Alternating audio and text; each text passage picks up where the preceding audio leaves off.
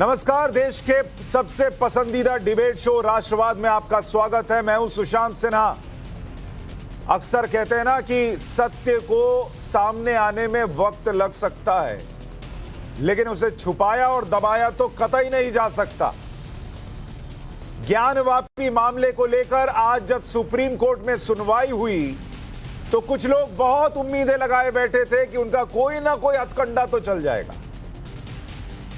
कुछ लोग धमका रहे थे, कुछ लोग 1991 के एक्ट का हवाला दे रहे थे, कह रहे थे सुप्रीम कोर्ट से अभी मुंह की खानी पड़ेगी, सुप्रीम कोर्ट सब रुकवा देगा। सुप्रीम कोर्ट ने दोनों पक्षों की दलीलें सुनने के बाद ज्ञानवापी के सभी केस वाराणसी जिला कोर्ट भेज दिए। मतलब सुप्रीम कोर्ट ने वाराणसी में जो मामला चल रहा है उस पर कोई रोक नहीं लगाई है। इस वक्त की सबसे बड़ी खबर है ये। ज्ञानवापी मामला वाराणसी जिला जज अजय कुमार विश्वेसा सुनेंगे। शिवलिंग की सुरक्षा जारी रहेगी।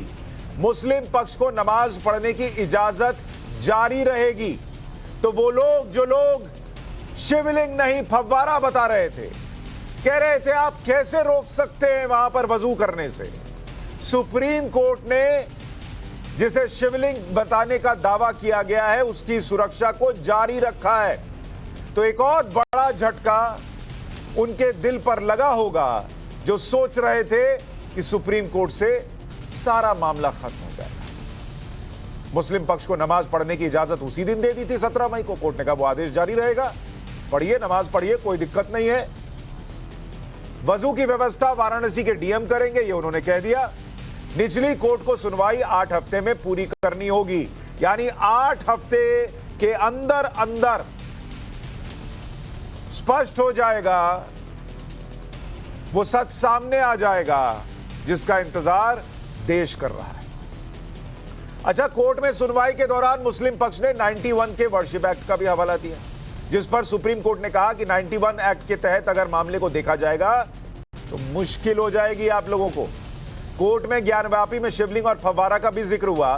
सुप्रीम कोर्ट ने साफ साफ कह दिया अपने आदेश में कि शिवलिंग की सुरक्षा जारी रहेगी। शिवलिंग की सुरक्षा जारी रहेगी, ये कोर्ट ने अपने आदेश में कहा है। वहीं मुस्लिम पक्ष ने सर्वे के लिए कमीशन बनाने को ही असंवैधानिक कहा, जिस पर सुप्रीम कोर्ट ने कहा कि वो ट्रायल कोर्ट क्या करे कुछ नहीं कह सकते। तो वहां शिवलिंग की सुरक्षा भी जारी रहेगी। 91 के एक्ट का पर्चा बनाकर जेब में डाल लीजिए, यह हमने 10 मई को बता दिया था, क्योंकि उस एक्ट में जो बातें कही गई थी वो इस मामले पर सेट ही नहीं होती। इसलिए ना कहता हूं पाठशाला देखा कीजिए, आप भविष्य में आगे चलेंगे। हम आज की बात नहीं करते, हम भविष्य की भी बात कर लेते हैं। 10 को बता दिया था, 10 मई को, जब कोई नहीं जानता। आज के सवाल क्या है राष्ट्रवाद में, जल्दी से आपको बता दूं, फिर चर्चा शुरू करूं। ज्ञानवापी पर फाइनल फैसला आ गया क्या? सुप्रीम फैसले से मुस्लिम पक्ष को झटका लगा। ज्ञानवापी मस्जिद का पूरा सच अब सामने आकर रहेगा। 91 के एक्ट के कानून की दुहाई देने वाले अब क्या करेंगे? चर्चा करने के लिए हमारे साथ देश के जाने माने इतिहासकार प्रोफेसर कपिल कुमार जुड़ रहे हैं। कपिल भाई, बहुत स्वागत आपका। मौलाना अतहर दहलवी जुड़ रहे हैं, इस्लामिक स्कॉलर। मौलाना साहब, आपका स्वागत। हमारे साथ एहतशाम हाशमी वकील हैं, वो भी जुड़ रहे हैं, आपका भी स्वागत सर। आचार्य विक्रमादित्य हिंदू धर्मगुरु जुड़ रहे हैं। आचार्य जी, आपका स्वागत। थोड़ी देर में रिजवान अहमद वकील हमारे साथ जुड़ जाएंगे। कपिल जी, बहुत चर्चाएं हुई, ये एक्ट है, वो एक्ट है, ऐसा है, वैसा है, दाहिने हैं, बाएं हैं। सुप्रीम कोर्ट ने कहा उस एक्ट में जाइएगा तो ज्यादा मामला गड़बड़ा जाएगा, और भेज दिया मामला वहीं वाराणसी कोर्ट। क्या अब कोई तरीका है जिससे कि ज्ञानवापी मस्जिद या मंदिर इस सच को रोका जा सकता है सामने आने से, या अब तो सच आएगा सामने? देखिए, जो स्थिति बन गई है और जो हालात पैदा हुए हैं, सच के बारे में एक बात कही जाती है, और वही बात मैं ऐतिहासिक तथ्यों के बारे में भी कहता हूं कि उन्हें तोड़ा मरोड़ा जा सकता है, उन्हें दबाया जा सकता है, उनका गलत विश्लेषण किया जा सकता है, लेकिन ऐतिहासिक तथ्यों को और सत्य को कभी कत्ल नहीं किया जा सकता। और किसी न किसी दिन ऐतिहासिक तथ्य भी बोलते हैं और सत्य भी बोलता है।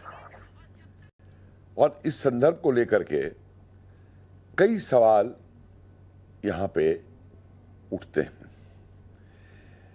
मैंने एक बात पूछी थी कि बाबर के जमाने में वहां पे कोई मस्जिद नहीं थी, हुमायूं के जमाने में वहां पे कोई मस्जिद नहीं थी, अकबर के जमाने में वहां पे कोई मस्जिद नहीं थी, जहांगीर के जमाने में वहां पे कोई मस्जिद नहीं थी, शाहजहां के जमाने में वहां मस्जिद कोई नहीं थी, औरंगजेब के जमाने में एकदम मस्जिद कैसे आ गई? और एक चीज और मैंने पूछी थी कि दोनों जगह मथुरा और वाराणसी, क्या जमीन की कमी थी कहीं पे? अगर मस्जिद बनाई जानी थी तो क्या जमीन की कमी थी? कहीं पे भी शहर में बनाई जा सकती थी, लेकिन उसी परिसार के अंदर मथुरा में और उसी परिसार के अंदर वाराणसी के अंदर मस्जिद बनाया जाना, ये क्या दर्शाता है?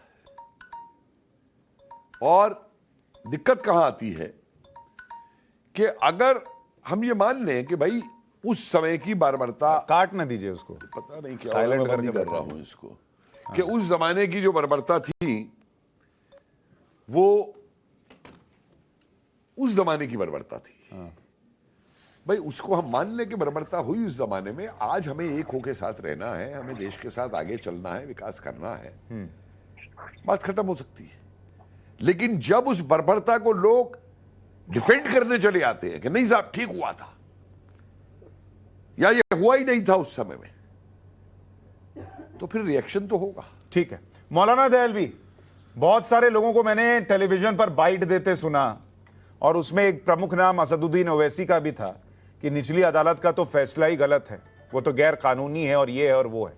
अब सुप्रीम कोर्ट के क्या कहने और उसके आदेश के बाद कोई गुंजाइश रह जाती है, कोई शक शुबा रह जाता है कि वहां जो हो रहा था वो ठीक हो रहा था या नहीं हो रहा था, और अब जो होगा उसमें कोई रुकावट आने की गुंजाइश आपको अभी भी दिखती है? देखिए सुशांत भाई, पहले तो क्या ही अच्छा होता कि इस डिबेट में आप जो श्रद्धालुओं के पक्ष के वकील थे विष्णु, मेरे भी अच्छे मित्र हैं, आप उनकी बाइट को चलाते। यहाँ एक वकील एहतिशाम भी बैठे हुए। सर्वोच्च न्यायालय ने पहली चीज तो ये कि मुस्लिम पक्ष को उस बात को कहा, यानी एडमिट करते हुए कहा कि ठीक है, हम एक सुरक्षित हाथों में, तजर्बेकार हाथों में इस केस को भेज रहे हैं, यानी वहां से केस को शिफ्ट कर दिया गया। दूसरा, आप बहुत ही, मैं समझता हूं कि बड़े पूरे एक तरीके से रिसर्च के साथ डिबेट करने वाले व्यक्ति, और मैं कभी आप पे टोका टाकी नहीं करता, परंतु शायद आपको मालूम होना चाहिए कि जिला जज इस बारे में कोई बात नहीं करेंगे। वहां क्या है, जिला जज सबसे पहले इस वैधता पे बात करेंगे, क्या वर्शिप एक्ट 1991 यहाँ लागू हो सकता है, नहीं हो सकता है। अगर हो सकता है तो सर्वे को रोक दिया जाएगा, सर्वोच्च न्यायालय ने कहा सर्वे को रोक दिया जाएगा। अगर लागू नहीं होता तो सर्वे किया जाएगा। तीसरी और अंतिम आखिरी बात जो मैं समझता हूं कि जैसे प्रोफेसर साहब ने कहा, देखिए इतिहास में क्या कुछ हुआ वो एक अलग मतलब, लेकिन सर्वोच्च न्यायालय ने कहा कि इन सब के साथ साथ एक बात को मानना चाहिए कि क्या न्यायालय की इस पूरे के पूरे इसके अंदर हीलिंग टच को कहीं हमने छोड़ तो नहीं दिया, कहीं हमने गोपनीयता का जो है वो अनुपालन जो करते करते बाहर तो नहीं चले गए। तो सर्वोच्च न्यायालय, हाँ, इसलिए मैं आज की तारीख में असदुद्दीन ओवैसी साहब ने क्या कहा मुझे उससे कोई मतलब नहीं है। और आखिरी चीज, वो आप अगर चाहें, मैं, आप जानते हैं जैसे आप पे मैं पूरा विश्वास रखता हूं, आप मेरी बात पे विश्वास रखें, शायद एहतिशाम भाई भी बता दें, सर्वोच्च न्यायालय ने कहीं शिवलिंग का शब्द नहीं कहा, बल्कि कहा जो हिंदू पक्ष भी नहीं कहा, बल्कि कहा कि जो श्रद्धालुओं की तरफ जो पक्ष जिसको वो कहता है उस चीज की, उस ना उनको फव्वारा का ना शिवलिंग का, उसकी सुरक्षा होनी चाहिए। उसकी सुरक्षा करना जो जिला प्रशासन का काम है। फिलहाल सर्वे की बात नहीं कही गई, ज्ञानवापी मस्जिद है या मंदिर, ये पे इस पे कोई चर्चा नहीं होगी। सबसे पहले जो चर्चा होगी वहां पे, और कहा 8 हफ्ते के बाद आप दोबारा आइए, चर्चा इस बात पे होगी क्या ये केस वर्शिप एक्ट 1991 के तहत चल सकता है, नहीं चल सकता है। तो मैं एक आपके उनकी तरफ के जो है उनका नाम नहीं लूंगा, उनकी बाइट चल रही है, उन्होंने तो साफ लफ्जों में कहा हमको बहुत निराशा हुई है। तो मैं कहता हूं निराशा की जरूरत नहीं है, जो भी होगा देखा जाएगा। मौलाना दहलवी, आप और मैं बड़े अच्छे मित्र हैं, मैं ये टेलीविजन पर घोषित भी कर रहा हूं और इसमें मुझे कोई गुरेज भी नहीं है, और मैं आपका उतना ही सम्मान करता हूं जितना आप मेरा करते हैं। इसलिए आपने जो बातें कही, अब उसमें मैं कुछ और फैक्ट्स जोड़ देता हूं। कोर्ट ने जरूर ये मामला जो है वो दूसरे जज को दिया, लेकिन कोर्ट ने इस लाइन का भी इस्तेमाल किया कि इसका मतलब ये नहीं है कि जिस जज के पास ये था केस, उनके ऊपर वो किसी तरीके से कोई शक कर रहे हैं या उनकी काबिलियत पर शक कर रहे हैं। बिल्कुल, तो ये भी क्लैरिटी है। दूसरी बात कि उन्होंने जब 91 के एक्ट का हवाला दिया गया तो कोर्ट ने यह भी कहा कि आस्था के हिसाब से वहां क्या था यह पता लगना भी जरूरी है, यह भी जज साहब ने ही कहा। और मैं अपने दर्शकों को यह भी बता दूं कि जब यह मामला निचली अदालत में गया था तो मुस्लिम पक्ष दौड़ा दौड़ा हाईकोर्ट भी गया था 91 के एक्ट का ही हवाला देते हुए। हाईकोर्ट ने उसे खारिज किया था। आज सुप्रीम कोर्ट ने कहा है कि निचली अदालत ही इसको तय कर लेगी, अगर हम इसमें जाएंगे तो और दिक्कतें ही होंगी। यानी सुप्रीम कोर्ट का क्या कहना है उससे स्पष्ट है, मतलब सुप्रीम कोर्ट को यह लगता है कि मामला नीचे ही तय हो जाएगा, कोई ऊपर आने की जरूरत नहीं है। और उन्होंने यह भी कह दिया कि आस्था या वहां क्या सच है यह भी पता लगना चाहिए, तो वो भी फैक्ट है। और वहां 91 के एक्ट का बैरियर मुझे नहीं लगता कि टिकेगा। एहतशाम हाशमी जो हैं वो वकील हैं तो बेहतर बता पाएंगे। अभी थोड़ी देर में रिजवान भाई भी जुड़ जाएंगे। हाशमी साहब, जो कोर्ट ने आज कहा उसमें कहीं से भी इस मामले में जो निवेदन है उस पर कोई असर पड़ सकता है क्या? आगे की कार्रवाई क्या होगी?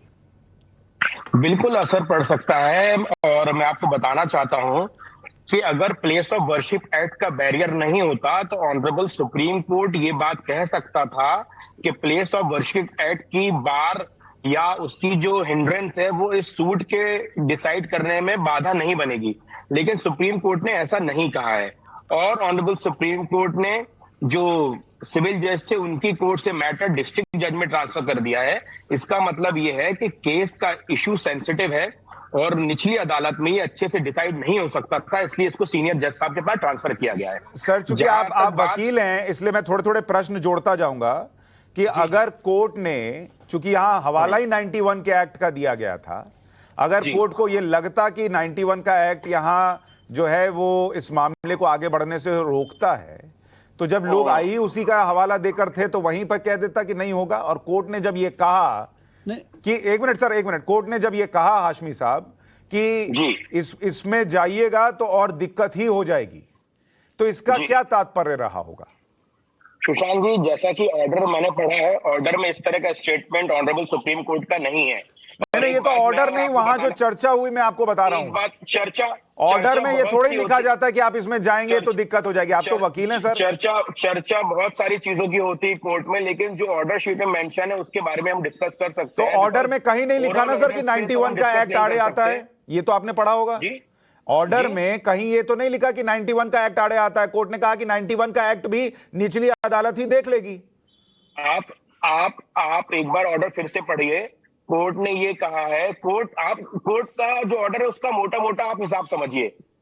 जूनियर जो सिविल जज थे, कोर्ट को ये लगा कि उनकी कोर्ट में प्रॉपरली केस डिसाइड नहीं हो पाएगा।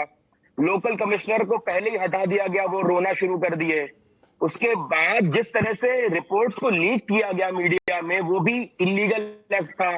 तो एक तरफ लोकल कमिश्नर मैं थोड़ा सा आपको करेक्ट कर दूं सर, आप लोग वकील आदमी हैं और मैं पत्रकार आदमी हूं, आप बात घुमाते हैं, मैं जगह पे ले आता हूं। मैं थोड़ा सा अपने दर्शकों को क्लैरिटी दे दूं। कोर्ट ने कहा कि slightly more mature and seasoned hand should handle the Gyanvapi mosque case. Sir मैं पढ़ रहा हूं। Slightly more mature and seasoned hand should handle the Gyanvapi mosque case. The Supreme Court on Friday suggested that the matter be heard by a district court in Varanasi. Sir मैं complete कर रहा हूं, sir मैं complete कर रहा हूं, उसी बात को कर रहा हूं। कोर्ट ने यह भी कहा we are not making aspersion on trial जज। मतलब हम जज जो थे उनके ऊपर ऐसा नहीं है कि नाकाबिल हैं इसलिए हटा दे रहे हैं, लेकिन चूंकि मामला ऐसा है जिसमें दोनों पक्षों के लिए सेंसिटिव है तो कोर्ट ने कहा कि ठीक है, एक थोड़ा और अनुभवी आदमी और सीजन्ड जगह पर इसको भेज देते हैं। तो इसमें क्या कहा? इसका मतलब ये नहीं कि जो हुआ वो गलत हो गया। सुशांत जी, एक चीज मैं बोलूं आपको? हाँ बोलिए। हेलो, जी बोलिए सर। मैं बोलना चाहता हूं आपको। हाँ बोलिए। आप इतने सीनियर एंकर हैं, इतने सीनियर जर्नलिस्ट हैं, हिंदुस्तान के हजारों जर्नलिस्ट हैं जो आपको देख के एंकरिंग करना या जर्नलिज्म सीखते हैं। ठीक है। तो मैच्योरिटी का भी फर्क होता है। जो मैच्योरिटी लेवल आप में आज है और वो नए एंकर जो आते हैं उनमें वो मैच्योरिटी लेवल नहीं है, इसलिए चैनल ने आज आपको यहाँ पे बहुत अच्छा आपने एग्जांपल दिया। अब मैं इसको आगे बढ़ाता हूं हाशमी साहब। जैसे बड़ी खबर आ गई तो हम लोग क्या कहते हैं, सुशांत तुम सीनियर हो, तुम इसको कर लो, थोड़ा बेहतर हैंडल कर पाओ। हाँ एग्जैक्टली। लेकिन उसके पहले मेरे पहले जो एंकर उसको बता रहा होता है, मेरा सहयोगी, ऐसा नहीं है कि वो मूर्ख है, ऐसा नहीं है कि वो गलत खबर बता देगा, ऐसा नहीं है कि वो झूठी खबर बता रहा था, ऐसा नहीं है कि वो गलत खबर बता रहा था, लेकिन चूंकि बड़ी खबरें सेंसिटिव हो सकती हैं और मेरा अनुभव 20-21 साल का है, तो संस्थान कह सकता है तुम हैंडल कर लो, कोई कॉम्प्लिकेशन आएगी तो तुम बेहतर हैंडल करोगे। जी, सिर्फ 2 सेकंड में एक चीज बोलूंगा आपको सुशांत जी, विद ऑल ड्यू रिस्पेक्ट। हाँ, जो मैच्योरिटी लेवल आपका है, जिस तरह से आप चैनल रन कर सकते हैं, क्या जूनियर कर सकता है? बताइए आप। भाई सर देखिए, मैं आपसे एक बात कह रहा हूं, वैसे ही मसला सीनियर इस जजेस बात का का नहीं मामला है है, सर। सीनियर जजेस सर मैं एक बात कह रहा हूं, इस देश में lower court, high court, supreme court इसीलिए बनी है ना सर कि निचली अदालत में जिस जो अनुभव है बहुत अच्छा सवाल उससे पूछा आपने। उससे गलतियां हो सकती है तो वो हाई कोर्ट सुधार देगा, उससे बहुत गलती अच्छा होगी सवाल तो किया सुप्रीम आपने। कोर्ट सुधार देगा, बहुत सुप्रीम अच्छा कोर्ट सवाल में भी किया कोई आपने। गलती हो गई तो रिव्यू पिटीशन में सुधर जाएगा। बहुत- मैं बस बहुत इतना अच्छा कह रहा सवाल हूं किया सर कि गलती सुधारी जाती है, वहां पर कोर्ट ने यह नहीं कहा कि अब तक जो हुआ है वो गलत हुआ है। मैं जरा सा एक रिएक्शन ले लूं, फिर आपको मौका देता हूं, वरना मेरी आपकी ही चर्चा होती रह जाएगी। रिजवान अहमद भी जुड़ गए हैं, आचार्य विक्रमादित्य भी हैं। आचार्य जी आपके पास आऊं उससे पहले एक और वकील के पास चलता हूं, क्योंकि वकील साहब से ही शिफ्ट हुआ हूं। रिजवान भाई जरा बताइए, क्या ये जो आज कोर्ट ने कहा है अंदर, उसके बाद कहीं से आगे वर्शिप एक्ट आड़े आ सकता है, नहीं आ सकता? आज कोर्ट ने उसको साइड लगा दिया है, और क्या अब यहां से सच को सामने आने से रोका जा सकता है?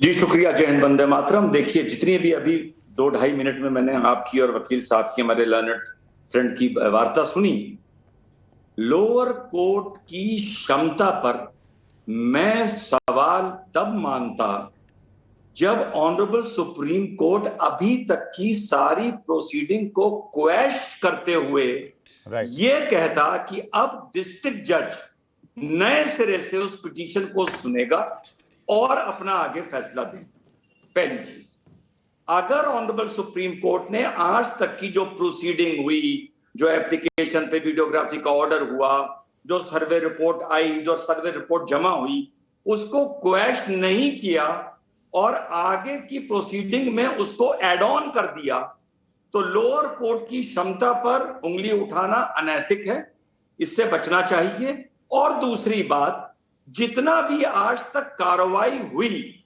लोअर कोर्ट में, जिसको लोग संविधान का उल्लंघन कह रहे थे, आज कम से कम इस पिटीशन पर जो 5 बहनों ने लगाई थी, जिसके अगेंस्ट वीडियोग्राफी का ऑर्डर हुआ था कि उनको पूजा पद्धति के पूजा अर्चना करने के लिए वहां का एक सर्वे किया जाए, उस पर सुप्रीम कोर्ट ने अब फाइनल मोहर लगा दी है कि जितनी भी अभी तक कार्रवाई हुई वो सही हुई, उचित हुई, और वो अनैतिक नहीं हुई, असंवैधानिक नहीं हुई।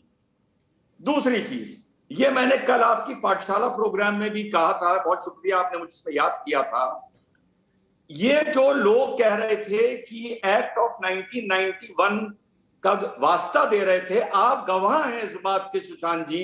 मैं पिछले लगभग 2 हफ्ते से आपसे बात कह रहा हूं कि एक्ट ऑफ 91 इस प्रोसीडिंग के आड़े नहीं आएगा। आप विटनेस हैं इस बात के, बार बार इस बात को दोहरा रहा हूं।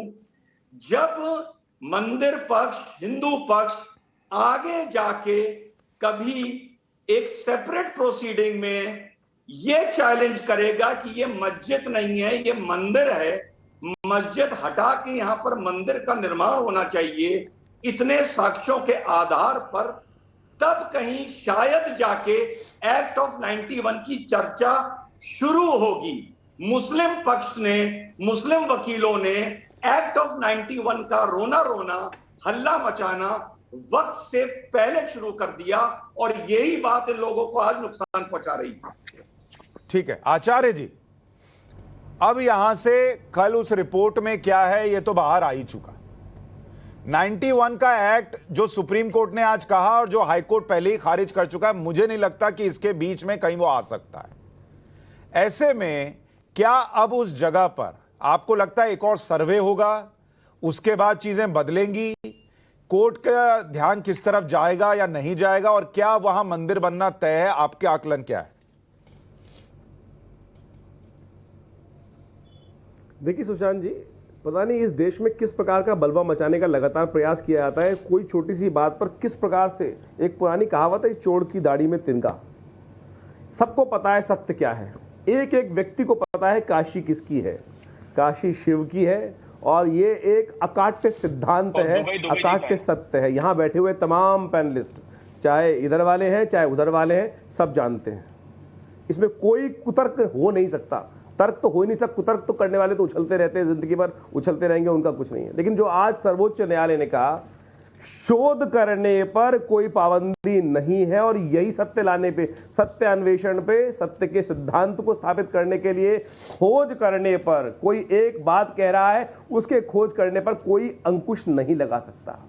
यानी एक बात जो कह दी गई कि धरती चपटी है या धरती गोल है, उस पर शोध किया जाना चाहिए। सत्य नहीं माना जा सकता कि धरती चपटी है, एक शोध का विषय आ गया है। और वही मुझे लगता है कि आज सर्वोच्च न्यायालय ने इस बात पर बात रखी है कि शोध करके सामने जो बात लाई जाएगी उस पर कोई भी पाबंदी नहीं लगा सकते। ये 91 का हवाला देते रहे, कुछ भी देते रहे। और हम गए कब थे, हमने कहा कब था, हमने बताइए, किसने कहा कि वहां हम लोग कुछ किसी को हटाना चाहते हैं? हमने तो कहा था कि हमें पूजा का अधिकार दे दो। लेकिन अब खोजने कुछ गए थे, वहां तो बाबा मिल गए, वहां बाबा मिल गए, साक्षात विराजमान थे, वो कहीं जाने वाले ही नहीं है, वो वहीं पे थे साक्षात। अगर मैं स्कंद पुराण का, लिंग पुराण का और शिव पुराण का यहां तथ्य उपस्थित कर दूं, क्यों उपस्थित थे, किसका बस में है, वो हट ही नहीं सकते वहां से कभी।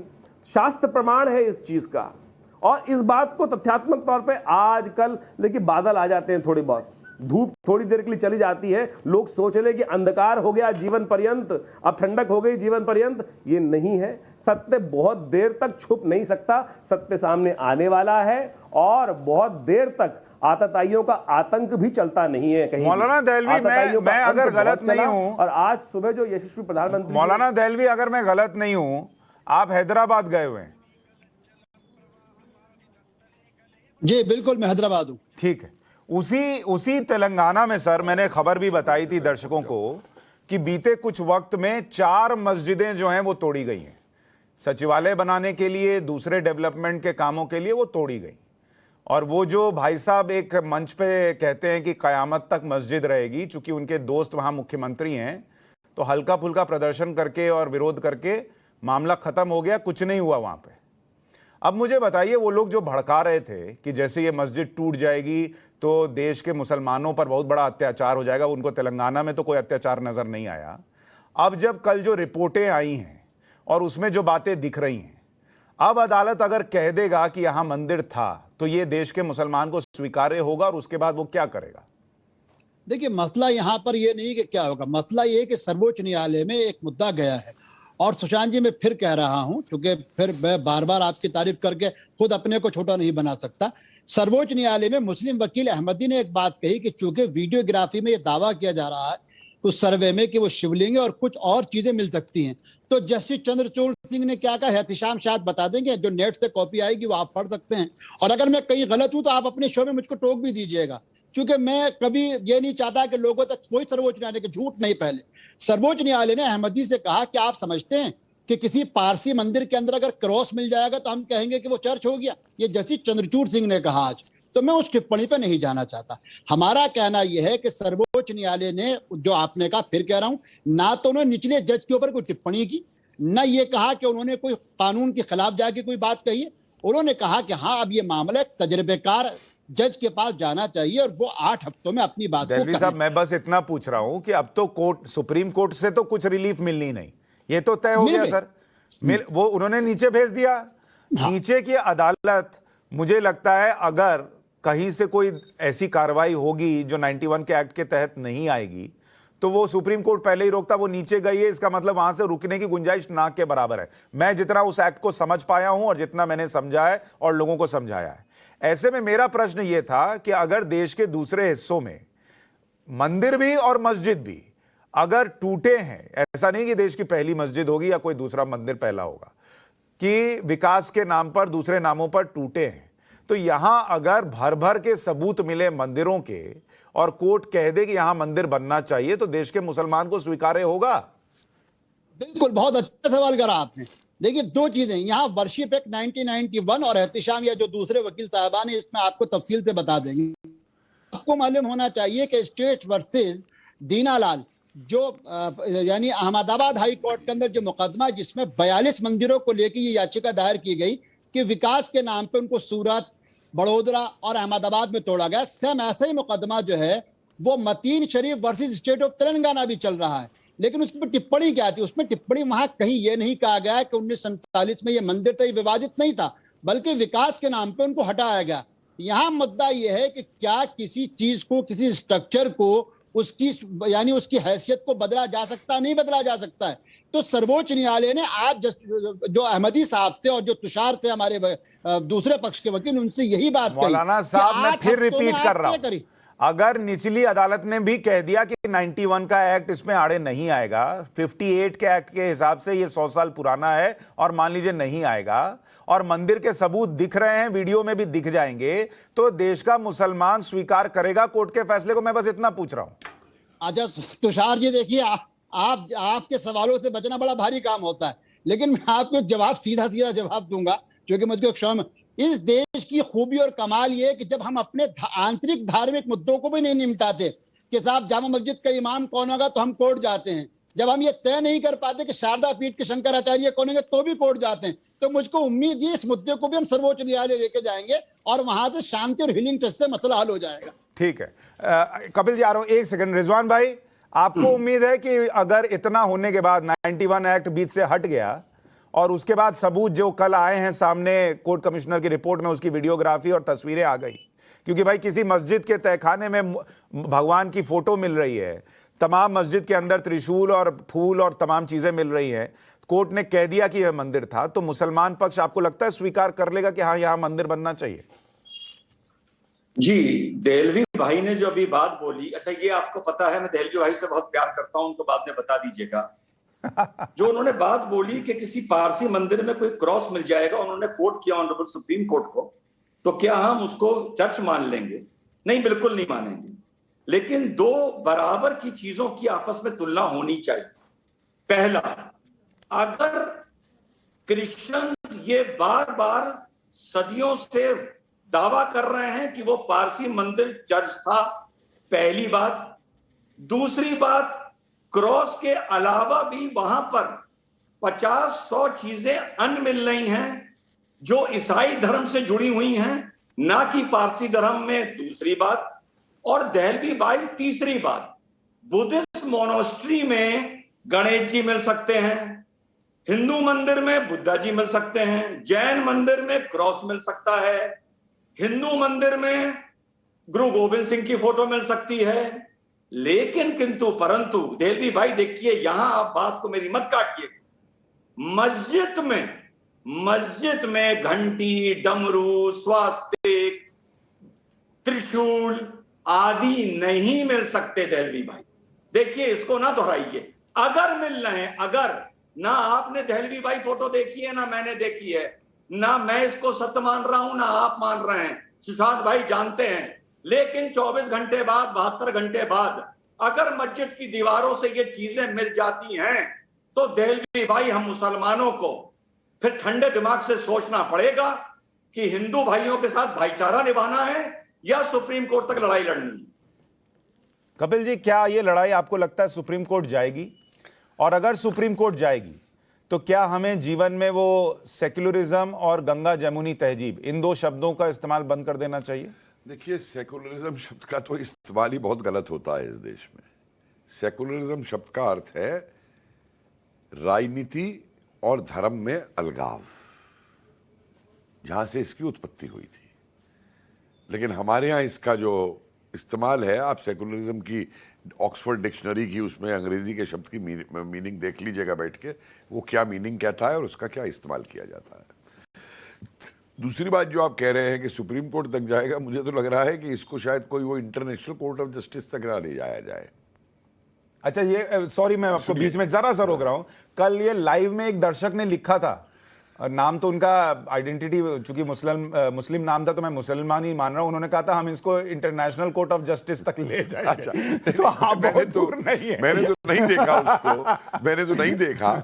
लेकिन देखिए, मैं एक बात कहना चाहता हूं, 1991 का एक्ट कोट हो रहा है। मैं उस एक्ट को एक ऐतिहासिक दृष्टि से देख रहा हूं, और ऐतिहासिक दृष्टि से जब मैं उस एक्ट को देखता हूं तो जब ये हमारे भाईजान ये वर्ड कोट करते हैं कि साहब उसमें ये कहा गया है कि 1947 का जो स्टेटस को था वो मेंटेन किया जाएगा, वो चेंज नहीं किया जाएगा। चलिए, मैंने आपकी बात मान ली, लेकिन 47 का जो स्टेटस को है वो स्टेटस को ये बता रहा है कि वो ये किस धर्म की इस समय ये यहाँ पे आराधना होती है, वो ये नहीं बता रहा 47 का स्टेटस को जो है कि उससे पहले उसकी आराधना वहां पे किस और धर्म की होती थी, या उस धर्म को खत्म करके अब यहां पे ये आराधना कब शुरू हुई ये वो नहीं बताता। मैंने बार बार एक सवाल उठाया है कि देखिए, हमको मसले को हल करना है, हमें खाई को पाटना है, हमें हिंदू मुसलमान को इस देश के लिए एक रखना है। 1857 का मैं बार बार उदाहरण देता हूं, अमृतलाल नागर की किताब पढ़ लीजिएगा, गदर के फूल। अब वो कई भाषाओं में उपलब्ध है, हिंदी, अंग्रेजी, मराठी, उर्दू, बहुत भाषाओं में। और अमृतलाल नागर जो हैं, साहित्य के अंदर उनको बहुत प्रगतिशील साहित्यकार माना जाता था। उनको वो नहीं माना जाता था कि वो राइटिस्ट है या वो है लेफ्टिस्ट, मानते थे लोग उनको। पूरा बयान उन्होंने अयोध्या का किया है कि किस तरीके से वहां पे हिंदू और मुसलमानों की मीटिंग होती है। मैं नाम भूल रहा हूं इस समय में। वहां मौलवी मौजूद है, वहां पंडित मौजूद हैं, दोनों ये फैसला लेते हैं कि हम अंग्रेज से लड़ रहे हैं, और वहां ये फैसला होता है कि नहीं, ये राम जन्मभूमि थी, ये इनको दे दी जाए। और उसके बाद में जब अंग्रेज वापस आता है तो जिस मौलवी और जिस पंडित ने फैसला करवाया था उन दोनों को फांसी दे देता है, वहीं सामने टीले पे, पेड़ के ऊपर। 1885 तक हिंदू और मुसलमान दोनों मिलकर के उस टीले पे जाकर के उस पेड़ की पूजा करते हैं, और अंग्रेज डिप्टी कलेक्टर जो है उस पेड़ को कटवा देता है, क्योंकि वो दोनों की एकता का प्रतीक है। मैंने बार बार ये बात कही है, अभी भी मैंने इसीलिए ये बात कही कि देखिए, उस काल की बर्बरता है। और औरंगजेब ने अगर वो बनवाई, या जो देखिए बनोची को पढ़िए, मैं तो कह रहा हूं ये हिंदू बात छोड़ दीजिए, मुस्लिम बात छोड़ दीजिए, बनोची को पढ़ लीजिए। इटालियन ट्रेवलर था, 4 वॉल्यूम का उसका सेट है, औरंगजेब के यहां भी उसने नौकरी की है। वो क्या कहता है? बर्नियर फ्रेंच, वो क्या कहता है? वो मिस्र आलमगिरी क्या कहती है? नहीं, वो तो बहुत सारी चीजें सर हमने बताई हैं लगातार। मैं इसलिए नहीं, मैं आचार्य भाई, एक बात कहने के बाद करना छोड़ता हूं कि देखिए, जब हम चाहते हैं कि मैं भी मस्जिद की इज्जत करता हूं, इस्लाम की इज्जत करता हूं, और जब इस्लाम ये कहता है कि कहीं दूसरे की इबादत की जो जगह थी वहां पे मस्जिद नहीं बनाई जाती, वो नापाक है बनाना, तो भाई आपस में बैठ करके फैसला कर लीजिए। जो आपने शुरू में बात उठाई कि क्या ये दोनों जगहों को, आचार्य विक्रमादित्य जी, क्या आपको अगर जैसे मैं मौलाना दहलवी को इसलिए कई बार कहता भी हूं कि वो बड़े प्रोग्रेसिव भी हैं और बड़ा साफ बोलते हैं और ईमानदार आदमी, अगर वो ये कह रहे हैं कि ये मामला सुप्रीम कोर्ट जाएगा, तो जो ओवैसी टाइप के हैं और जो दूसरे लोग हैं, उनसे आप ये उम्मीद करें कि अंदर भर भर के सबूत मिल गए, या 91 का एक्ट जो है वो किनारे कर दिया गया तो वो कह देंगे कि ये लीजिए, ये मंदिर आपका, ये तो फिर तो उम्मीद ही नहीं करनी चाहिए।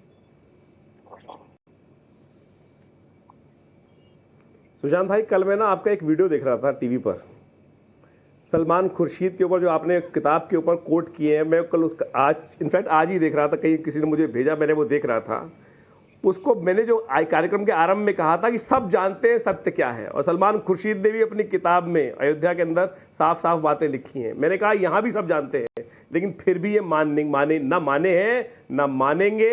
इस बात को सत्य रूप से समझ लीजिए, क्योंकि ये देखना नहीं चाहते हैं। इनके मन से लगातार जो इनको पढ़ाया गया है बचपन से, वही समस्या का कारण हो रहा है। हमें सर्वे भवन्तु सुखिनः सर्वे सन्तु निरामया की बात जो फिलॉसफी समझाई जाती है, और वहां नजर बट्टू बांध दिए गए हैं। कारण वही है कि एक जो वहां पर सिर्फ एक ही है, खुदा के बाहर देखने की परिवेश इच्छा ही नहीं की जाती है, सिखाया नहीं जाता है। वहां जो बताया जाता है, आप मुझे समझाइए कि कैसे आज एक आक्रांता को लोग अपना पूर्वज माने बैठे हैं और बड़े हर्षोल्लास से टीवी पे आके कहते हैं। मैंने इन 5-6 दिनों में इतनी बकवास सुनी है, आप सोच नहीं सकते। मतलब एक आदमी खड़ा हो जाता है नई नई कहानी बनाकर, एक एक महाशय आते हैं, अपने आप को पॉलिटिकल पार्टी का मौलाना बना बताते हैं, वो कहते थे ये तो अकबर ने बनाई थी, ये तो अकबर ने बनाई थी मस्जिद, अब इसीलिए वो दीन इलाही की मस्जिद है वहां पे। मतलब आप सोचे मतलब कि कैसे कैसे लोग क्या क्या, मतलब मेरी आस्था, मेरे साक्षात भगवान शिव, आप समझे वहां वजू खाने में जिस प्रकार से उनका दुराग्रह किया जा रहा था और उसके बाद भी मानने को तैयार नहीं। आज भी जो बाइट चल रही थी, जो तथाकथित तौर पे लोगों ने ये बात की जा रही थी, अरे शोध तो हो जाने दो भाई। अगर मैंने कोई क्लेम निकला है और वो वीडियोग्राफी हो गई ना, वीडियोग्राफी हो गई, चीज सामने आई, तब तक तो रुक जाओ, नहीं वजू वही करना है। आज कह रहे वजू के लिए कैसे रोक दें? अरे अगर इतना प्यार आपस में बात करते हैं, मुसल्लम जिसका ईमान, मुसलमान जिसको कहते हैं, और जो बात कही जाती है, अभी हमारे कपिल जी बोल रहे थे जिस प्रकार से, प्रोफेसर साहब, अरे आपके इतिहास के अंदर आपकी किताबें जो कहती हैं कि बुत परस्ती निषेध है, बुत परस्ती हो नहीं सकती है, तो क्या कर रहे हैं भाई? क्या उस मस्जिद के पीछे जाके नहीं देख सकते एक बार? हाशमी साहब मैं आपके पास आऊं, हाशमी साहब मैं आपके पास आऊं, उससे पहले मुझे एक बात बताइए दहलवी साहब, कि हम कैसे भाई हैं? कहते हैं ना हिंदू मुस्लिम भाई हैं, ये कैसा भाईचारा है कि अंदर स्विच बोर्ड के नीचे रिपोर्ट कह रही है, कमिश्नर की रिपोर्ट, कोर्ट कमिश्नर की रिपोर्ट की त्रिशूल के निशान है। जो भी जाता होगा सर, मान लीजिए तहखाने में तो सब नहीं जाते होंगे, स्विच बोर्ड तो सब इस्तेमाल करते होंगे, ऑन ऑफ करते होंगे, पंखा लाइट। किसी के मन में नहीं आया कि ये हमारे इस्लाम में तो त्रिशूल है नहीं, ये कैसे है यहां पर? जरा बाहर जाकर बोलें कि ये तो गलत लग रहा है। ये कैसा भाईचारा था सर? और सब दिखने के बाद कोर्ट कह दे तो भी हम सुप्रीम कोर्ट जाएंगे, ये कैसा भाईचारा है सर? देखिए सुशांत जी, सबसे बड़ी चीज तो ये है कि चूंकि मामला, और आप जानते हैं कि आज आप, इसीलिए आपने भी पहले जो संवैधानिक चेतावनी दे दी है, तो हम सब जानते हैं कि हमको किस हद तक हमको आज कोई हम टिप्पणी कर सकते हैं। मैं कपिल जी और अपने प्रिय मित्र भी कहिए, मेरे भाई, छोटे भाई आचार्य विक्रमादित्य, दो बातें बड़े अदब के साथ कहना चाहूंगा। जब हमारे अंदर एक दूसरे के लिए कुव्वतें बर्दाश्त होती है, कपिल जी के साथ हमने कई और इसके सिवा भी प्रोग्राम करे हैं, तो फिर हालत ये होती है कि फिर आप विदिशा से एक स्तंभ लाते हैं और कुव्वतुल इस्लाम के बीचों बीच उसको लगाते हैं। जब हमारे अंदर एक दूसरे को समझने की कोशिश होती है, तो फिरोज शाह तुगलक अंबाला और मेरठ से जो है अशोक के दो पिलरों को लाता और एक जो जामा मस्जिद कोटला के बिल्कुल सहन में लगाई जाती है और एक शिकारगाह में लगाई जाती है। ये उस वक्त की बात थी, हम एक दूसरे को समझते हैं। अंतिम आचार्य जी से मैंने उस दिन भी कही, मामला सिर्फ बनाश्री काशी विश्वनाथ के उस परिसर तक का नहीं है, वहां तक का नहीं है।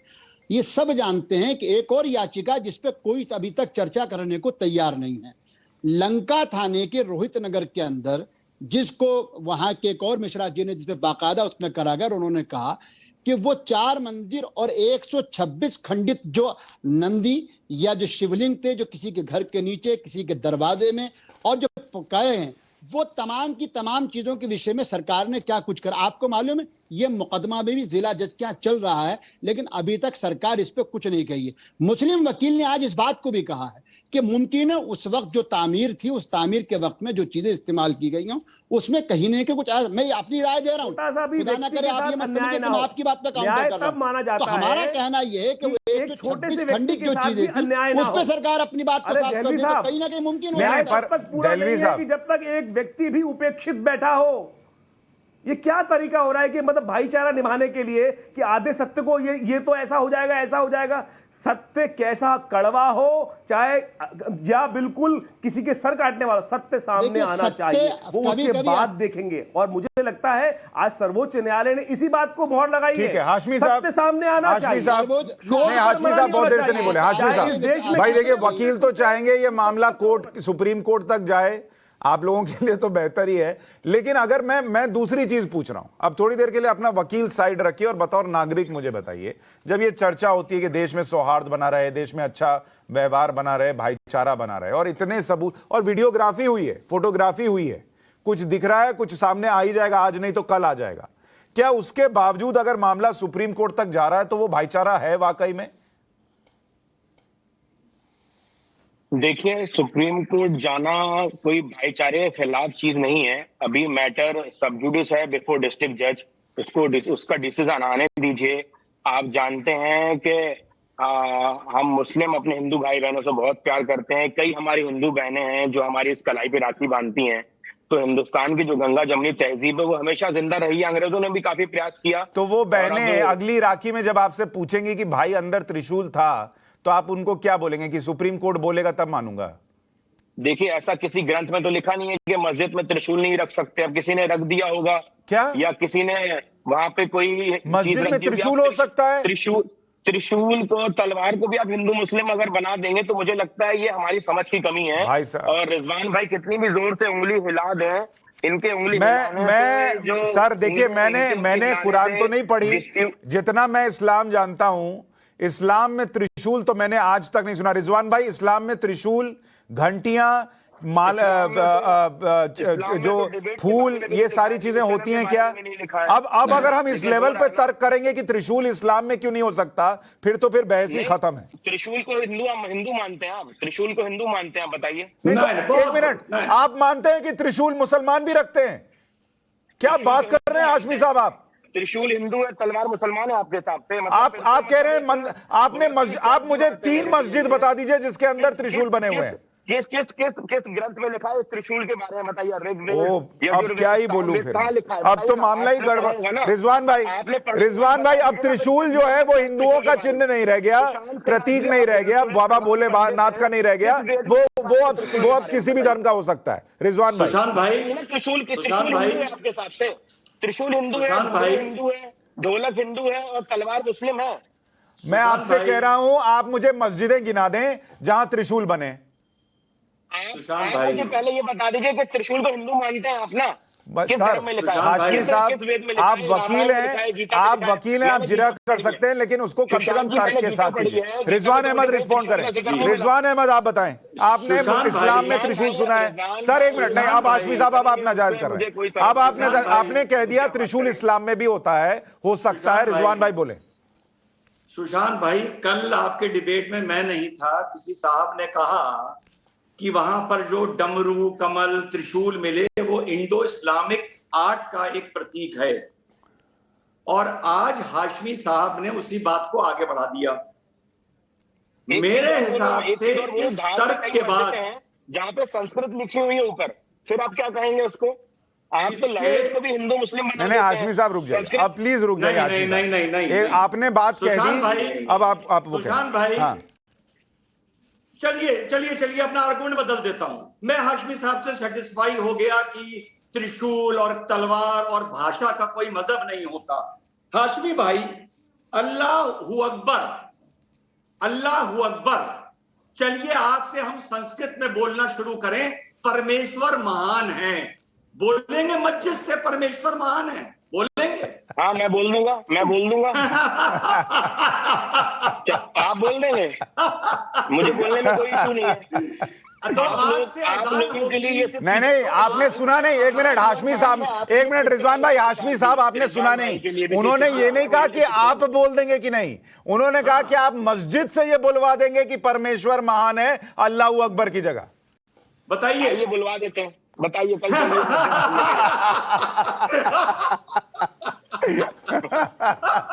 आप लोग इस तरह के इशू पे भी हंस सकते हैं। ये मतलब एक काफी मजाक का इशू नहीं है ये।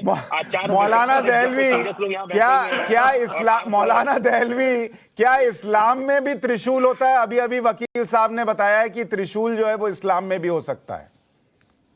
देखिए, मैं तो इससे अलग एक बात कह रहा हूं कि जब हम अपने आंखों पे एक तरीके से तथ्यों से अलग या इंसाफ से अलग जाने की कोशिश करते हैं, तो फिर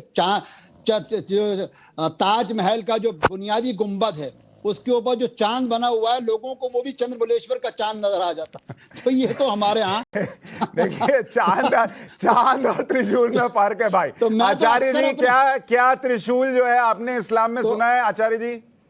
नहीं, कल तो फिर आचार्य वर्ग भी कहते हैं कि मुसलमान जिस चंद्र की बात करते हैं वो चंद्र दर हकीकत श्री जो है बाबा भोलेनाथ के बालों में लग रहा चंद्रबलेश्वर, उनको इसलिए कहते हैं। तो फिर तो जहां पे भी आपको चंद्र नजर आएगा तो वो भी चंद्रबलेश्वर। मैं तो मुसलमानों को भी सनातन धर्म का हिस्सा मानता हूं। सबसे पहले तो ये है, मैं तो ये कहता हूं कि मुसलमान भी सनातनी है एक तरह से, कोई फर्क नहीं है। कहीं ना कहीं जो आज से 1400 साल पहले कहीं ना कहीं तो बुतों की इबादत होती थी वहां पर भी। तो जिस फिर प्रकार तलवार लेके भूतों की इबादत होती कुछ थी, बेचारे बेरोजगार लेकिन समस्या बच्चे तब हो गई। क्यों डांस करते हैं मस्जिदों के सामने? सुशांत भाई 10 सेकंड। हाँ आ रहा हूं सर, आ रहा हूं। आचार्य जी मुझे बात बताइए, कर रहे हैं, फिर पत्थर आपके क्यों पास मारे आ रहा हूं। जाते हैं? आप मुझे बताइए, पत्थर क्यों मारे जाते हैं जनाब? पत्थर क्यों मारे जाते हैं, एक बात बताइए आप। आज वास्तविकता यही है कि आज हम लोग जो मठाधीश बैठे हुए हैं या मौलाना बैठे हुए हैं, वो मनों में नफरत पैदा कर रहे हैं, वो नफरत पैदा कर रहे हैं। आज आवश्यकता नहीं है कुछ सुशांत भाई, नहीं रिजवान, अच्छा एक मिनट, एक छोटा सा मेरा एक छोटी सी बात है। सुशांत भाई एक आ रहा हूं सर। छोटा सा टाइम दूंगा, आधा सेकंड के लिए। हाँ। मैं एक बात कहूंगा कि जब वह सर्वे हो रहा था तो उन्होंने एक बात लिखी, सर्वे के टाइम पे एक बात लिखी गई है जो मैंने टीवी पे सुनी, कि वो पेंट बिल्कुल नया था, वो पेंट बिल्कुल नया था और हाथों में चिपक रहा था। क्या किया जा रहा था अंदर? कैसे मान लूं कि आप मुसल्लम ईमान के हैं? कैसे मान लूं? नहीं पर मैं जो- तो जो मैं दूसरी रिकॉर्डिंग चीज हुई पूछ रहा हूं। है, मुझे अब एक आप बात इसकी बताइए यहाँ रिजवान भाई, एक बात बताइए, अब अगर हम इस लेवल पर आ गए हैं कि त्रिशूल जो है वो भी इस्लाम में जोड़ दिया जाए और ये पूछा जाए कि त्रिशूल जो है वो कब से हिंदू मुस्लिम हो गया, तलवार कब से हिंदू मुस्लिम हो गई, फूल कब से हिंदू मुस्लिम हो गए, तो फिर एक काम करें, इस्लाम में बुत परस्ती भी शुरू कर दें। वो बेचारे पत्थर का क्या दोष, उसको भी हिंदू मुस्लिम में क्यों बांटना? फिर उन मंदिर नहीं सुशांत भाई, सुशांत भाई, हाँ परस्ती तो वेद में भी नहीं है। ऋग्वेद, सुशांत भाई सुनिए, सुशांत एक भाई, ईश्वर की बात करते हैं वेद। सुशांत भाई, हाँ बोलिए रिजवान से भाई। नहीं आया, निराकार आप ही साथ सुशांत हैं। भाई देखिए ऐसा है, यहाँ पे आगे वेद बताते हो। कहता है निराकार। रिजवान भाई बोले। जी सुशांत भाई देखिए, चाचा चौधरी की डिस्कशन मत करिए यहाँ पे आप वेद सुशांत भाई, आपने तो बताइए कि उसमें कहाँ पे लिखा हुआ है कि मूर्ति पूजा सुशांत होगी, भाई, वेद में लिखा है, बताइए आप। सुशांत भाई, रिजवान भाई बोले। हाँ सुशांत भाई देखिए, जब हम लोग छोटे थे, अब तो खैर जमाना बदल गया, तो थोड़ी बहुत हम लोगों को कोई कुर्ता उर्ता फट जाता था तो हमारी अम्मी उसको रफू कराया करती थी, आपकी भी अम्मा कराती हूँ। लेकिन जब ज्यादा फट जाता था तो फिर पेवंद लगवाई जाती थी। तो जो हमारे हाशमी भाई हैं, आज वो रफू नहीं कर रहे, आज वो पेवंद लगा रहे हैं। पहली बात मुझे नहीं रिजवान भाई, मुझे लग रहा है जो पैबंद लगी थी उसको भी वो फाड़ दे रहे कह के कि त्रिशूल जो है वो इस्लाम में है। दूसरी बात, कुर्ता मत फाड़िए, आपको कुर्ता सिलने का बहुत एक्सपीरियंस है, तो मेरा तो सिल दीजिए। हमारे बड़े भाई हाशमी साहब रुक जाइए, घंटी त्रिशूल सब इस्लाम में आ गया। चलिए आगे बोलिए। कुर्ता सिलने का बहुत एक्सपीरियंस है। हाशमी साहब प्लीज, ऑडियो में कम करा रहा हूं, मेरे पास समय नहीं है। रिजवान भाई बोलिए। हाँ सुशांत भाई, आज इस देश में, आपके प्रोग्राम में, इस देश में गंगा जमनी तहजीब की एक नई धारा बहेगी। कुछ भी ना हिंदू का ना मुसलमान का। अब हमारी मस्जिदों से और हमारे घरों में भी अब घंटी बजा करेगी, घंटा बजा करेगा। अरे घंटा किसी मजहब का थोड़ी है भाई। हाँ, अब जैसे उस घंटी का तो बता दो, जो त्रिशूल तो मान लिया आपने हथियार के तौर पर। नहीं घंटी का भी नहीं है। अब एहतशाम हाशमी साहब जो है वो मस्जिदों में घंटियां बजवाएंगे। शैतान की आवाज है। एहतशाम हाशमी साहब मस्जिदों में अब आप घंटियां भी बजवा दीजिए, वो भी सेक्युलर बनाए। जी, अगर आपको भगवान से, अल्लाह से कनेक्टिविटी फील होगी तो मैं आपके हाथ में घंटी बजवाऊंगा मस्जिद में। मैं आपको इनवाइट करता हूँ। मैं तो घंटी बजा दूंगा सर, मैं तो रोज घंटी बजाता हूँ, मस्जिद में बजवाइए। आप बता रहे हैं कि घंटी इस्लाम में है, त्रिशूल इस्लाम में है, तो हर मस्जिद में त्रिशूल लगवा दीजिए, हर मस्जिद में घंटी बजा लगवा दीजिए। हम भी मस्जिद में घंटी बजा के अंदर आएंगे, आपसे गले मिल लेंगे। कब आ रहे हैं बताइए। आप लगाइए, मैं कैमरामैन भेजूंगा, आप मस्जिद में घंटियां लगाइए, आप मस्जिद में त्रिशूल लगाइए, मैं भेजता हूँ। आपकी घंटी बजाने में शर्म आ रही है क्या? हाँ? आप बजाइए ना, कैमरा हर चीज नौकर से करवाते हैं क्या? मैं साथ आज कमाल हो गया। आचार्य जी बोलिए, आचार्य जी बोलिए। साथ चलूंगा आपके। आजमी साहब का ट्रैक रिकॉर्ड निकालना पड़ेगा, कितने केस जीते हैं ये। इनके लॉजिक सुन के जज साहब को भी मजा आता होगा। आचार्य जी बोलिए। नहीं, मैं कह रहा हूं, मैंने एक बात रखी यहाँ पर कि जो घंटी, मैंने हदीस में एक जगह पढ़ा कि जो घंटी है वो शैतान की आवाज है। घंटी शैतान की आवाज है। अभी हाशमी साहब कह रहे हैं घंटी बजवाएंगे। इनका क्या होगा उसके बाद इनका खुद का क्या होगा, मुझे वो समझ में नहीं आ रहा है कि इनके साथ क्या किया जाएगा। मुझे लग रहा है कि भाई अब जो भी हो, अगर हाशमी साहब वाराणसी केस में वकील चुन लिए जाएं तो कोर्ट की सुनवाई रोज लाइव प्रसारित होनी चाहिए, लोगों का कम से कम आनंद होगा, उनको मजा भी आएगा और फैसला तो जो आना है सो आएगा। आप सभी का बहुत शुक्रिया आज चर्चा में जुड़ने